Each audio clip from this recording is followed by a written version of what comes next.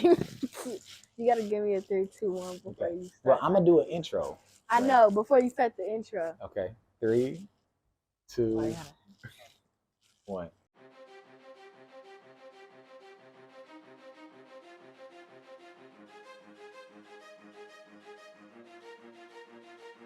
Well, welcome to Untangled, where we untangle Christianity from theology, religion, and colonization. And in this episode, we're doing another pairing with one of the young theologians that are happening and growing in our world. And I'm really excited to have joining me my oldest daughter, Eden Parham. Hey. And so I'm really excited to just be able to chat with her and hear her heart on things. And so, Eden, as we got ready to talk, and I told you were going to do this, and you told me you didn't want to. Let us be clear. Let us be clear. She told me she didn't want to, but I told her I really want her to. So anyway, as we were doing that, I thought, hey, what would be helpful? Would it be helpful if you knew what we were going to talk about? And you said, oh, yeah. And so I gave you just kind of a list of topics for you to choose. And you chose one. Do you remember what it was? It was about being bored. Okay, yeah. And I think it said boredom is a choice, right? Because you can choose a different state or something along those lines, right? And so I'm interested to know why that one stood out to you, I guess. I think it stood out to me because I feel like a lot of people feel that boredom comes to them and that they can't choose it. But I think that boredom is something that people choose to do when they don't want to be in the moment or go into a different state of mind where they can get closer to God and be closer and be mindful and pay attention and notice new things and stuff like that. Well, you said a lot of dope stuff right there, right? Just that part alone. You said that the cure for boredom is being in the moment, right? Tell me how that works. I feel like if you're bored and you don't have anything to do, or you call yourself bored, I think that something that can help change that is if you shift your mindset and start thinking about, oh, I like that pillow, I've never seen that before. Oh, I like this, I like that, because you start focusing on different things and then you switch your whole mindset. So you're in a different state of mind where you can be prompt to be in the best state of mind to talk to God, be in the best state of mind to just pay attention, to maybe silence the world and hear different things, just be in a whole new state of mind. So for you, the idea of when you're bored, if you begin to tune into what's happening here, it actually changes your state of mind. Yeah. Tell me more about state of mind and what you mean by that. I think that there's multiple state of minds. I think that boredom is a state of mind, but that is our one that we go quick to whenever we feel uncomfortable or whenever we're not understanding what's going on around us. We choose to go to boredom, or we can choose to go to different mindsets. There's other things other than just being mindful. There's multiple different states of mind. Yeah, I love that you're bringing this up, because what you're talking about, for me, as you know, here at Untangled, right? Yeah. I talk a lot about philosophy and seeing Jesus and what he taught as philosophy, and kind of recognizing that we want to talk not just about Jesus' death, burial, and resurrection, but we want to talk about his life, right? Yeah. And so for me, one of the things that immediately becomes clear when you begin to talk about Jesus' life is how you use it. And it sounds to me like you're taking this idea of recognizing boredom, right? That's a thing people actually struggle with. People are really bored, right? Yeah. And you're saying, hey, listen, understand that boredom doesn't have to happen to you. You can actually take control of boredom.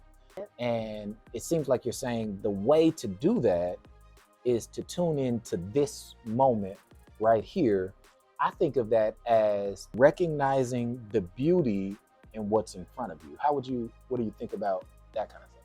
I really like it. I feel like when you are in the moment, you start to notice different things. You start to notice the beauty in others. You can start people watching that could you can see beauty in others. You can see beauty in Jesus. You can actually see God in everything, because God is in everything. Mm-hmm. He's in the sky. He's in everything. He's in your sadness. He's in your happiness. He's in your boredom. Well, let me stop you there, because you just dropped a real deep tidbit here, right? Yeah. Let's be clear, right? We're Christians, right? I'm a Christian. I have not, I don't know. You know, you might choose, I don't know, right?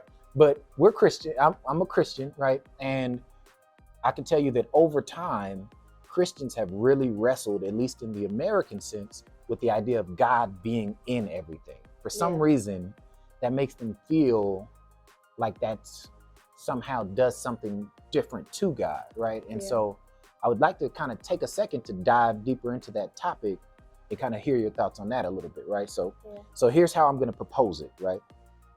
I also believe that God is in everything, right? Which as a Christian is unique, right? So Yeah. I'm going to propose some things and I'd just love to hear your thoughts, right? Mhm. So here's how I would think about that, right? The term I use is abstraction, but a lot of people don't know what an abstraction is, right? So I'm going Yeah. to try to break it down for you and then we'll go with the conversation from there, right? So here's an abstraction. An abstraction is the ideal thing that whatever you're looking at is trying to be, right? Yeah. So let's use the example of a chair, right? Chairs actually have two essences. Yeah. What the chair is And what it's trying to be. and what it's trying to be, right? So the chair is a chair in itself, right?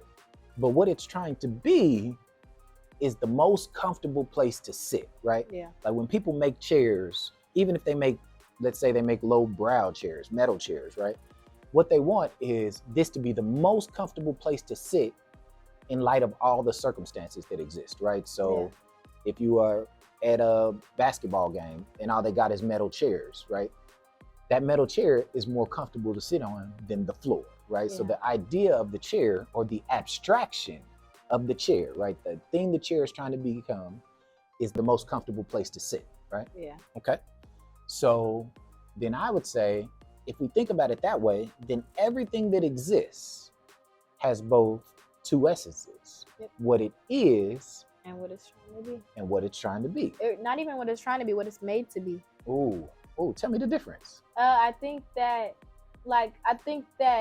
we are made to be something we're made to be something different than what most people think we're supposed to be. Mhm. And I think that what we're made to be is we're made to be just like a father, a family, a full family. You're supposed to be a father, a daughter, a son, all of those. Your father, you're supposed to be serving him, trying to make sure that you meet your responsibilities and make sure that you keep the same reputation as your father. I think that's the same with God. I think sometimes we get it mixed up, and I think that that's what we're made to be and what we think we're made to be.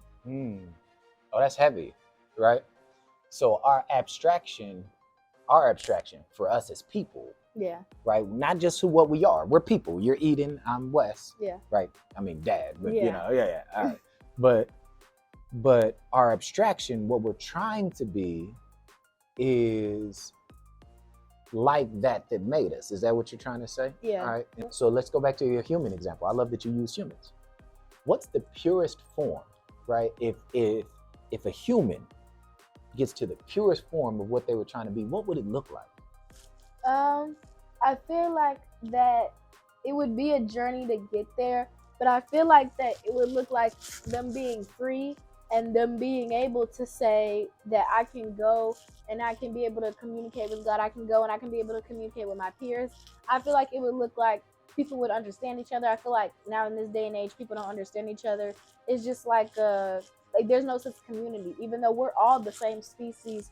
Like there's nothing really that different about us. And I feel like that it would just be, I think everybody would be at peace. It would be freeing. But I don't necessarily know if people will be able to get there in this day and age. But I think it would just be a freeing thing. I don't really know how to explain it. Well, I think you're exactly right. And I love that you described it, right? It would be a place of peace.